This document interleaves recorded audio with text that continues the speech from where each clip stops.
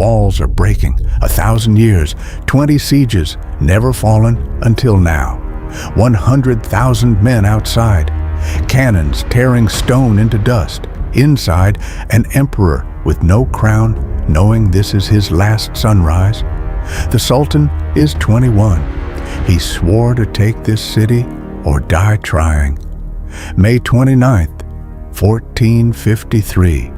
The wall collapses. The screaming begins. Constantinople, the queen of cities. For centuries, it stood as the shield of Europe, but now the shield is cracking. The empire that once ruled the world has shrunk to a single city. 8,000 defenders, miles of crumbling walls, no help coming. Across the strait stands Mehmed II. His father called him weak. His enemies mock him. This siege is his ultimate test. If he fails here, he loses his head. He brought a monster made of bronze, the Basilica Cannon, a weapon so massive it takes 60 oxen just to move it. When it fires, the shock wave knocks men down a mile away. 8,000 exhausted men against 100,000 fresh troops. Ancient stone against modern gunpowder. The odds are impossible. But Constantinople has beaten impossible before. April 6th, the Ottoman army arrives. The horizon disappears under a sea of white tents. Mehmed sets up his red pavilion directly facing the weakest gate. A message: he will break through here. The defenders look at their walls. The Theodosian walls, a triple line of death, a moat, an outer wall, and a massive inner wall towering 40 feet high. But stone was built to stop arrows, not 600-pound cannonballs. The great cannon roars. The first shot, the ball smashes into the masonry, exploding in a cloud of dust and terror. The ground trembles. The cannon fires 7 times a day. It is slow, but it is relentless. Build, destroy, build, destroy. Emperor Constantine XI walks the walls every night. He is 58. He knows there is no escape. The Venetians promised ships. The Pope promised a crusade.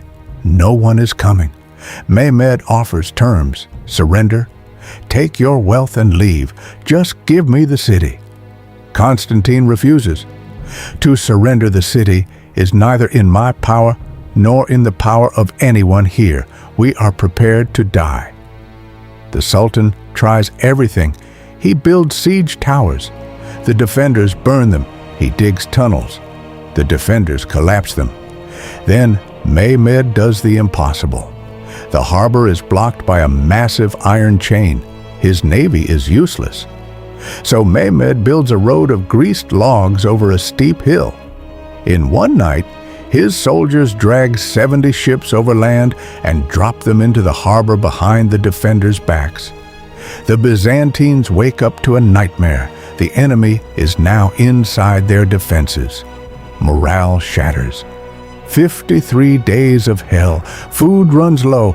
Disease spreads. May 28th, the night before the end, Mehmed orders his entire army to light torches. 100,000 fires burn in the darkness, turning night into day. The chant begins. There is no God but God. It echoes off the city walls. Inside, silence.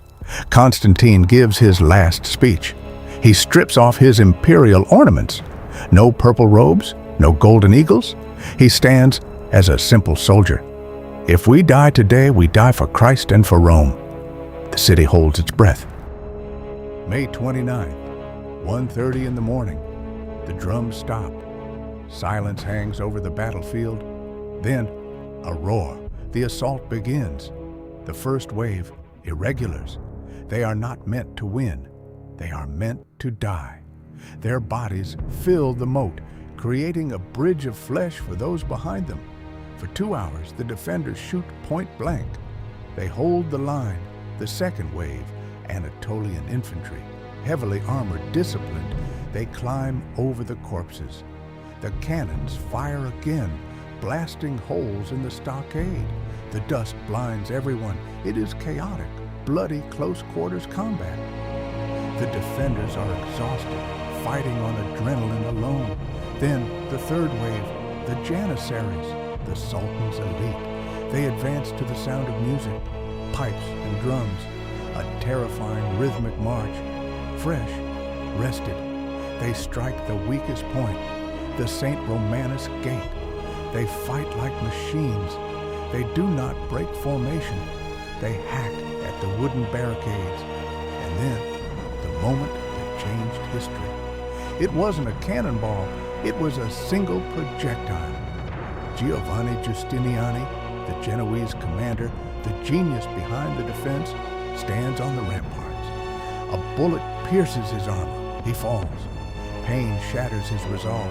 He asks to be taken to his ship. Emperor Constantine grabs his arm. He begs him, "If you leave, the city is lost. Your men will break." Giustiniani looks at the emperor. Then he looks at his wound. He gives the order to open the inner gate. His bearers carry him away. The defenders see their leader fleeing. The Genoese soldiers panic. "The city is lost."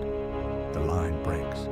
At that exact moment, the Cercoporta, a small postern gate on the flank, left unlocked. 50 Janissaries rush through. They climb the tower. They tear down the Roman eagle. They raise the Ottoman flag. The defenders look up. They see the enemy flag behind them. They see their commander gone. Panic spreads like wildfire. The discipline evaporates. The Janissaries flood through the breaches, a tsunami of white hats and red cloaks. Constantine sees the collapse. He knows it is the end. He throws away his purple boots. He tears off his imperial insignia. He draws his sword. The city is falling. I fall with it. He does not run to the harbor. He does not hide. He charges directly into the oncoming wave of Janissaries. One man against thousands. The last Roman emperor vanishes into the chaos of blades and blood. He is never seen again. By noon, the streets run red. Mehmed enters the city. He rides to the Hagia Sophia. He dismounts, sprinkles dust on his turban in humility, and walks into the greatest church in Christendom. He declares it a mosque. The Roman Empire is dead. The Middle Ages are over. Constantine vanished into legend. Some say he turned to marble and sleeps beneath the Golden Gate, waiting to return. But the truth is simpler. He died as he lived, defending his home. Walk through Istanbul today, the walls still stand, crumbling, forgotten. But somewhere under the stones lies the last emperor. No grave, no marker, just the memory of a city that refused to die.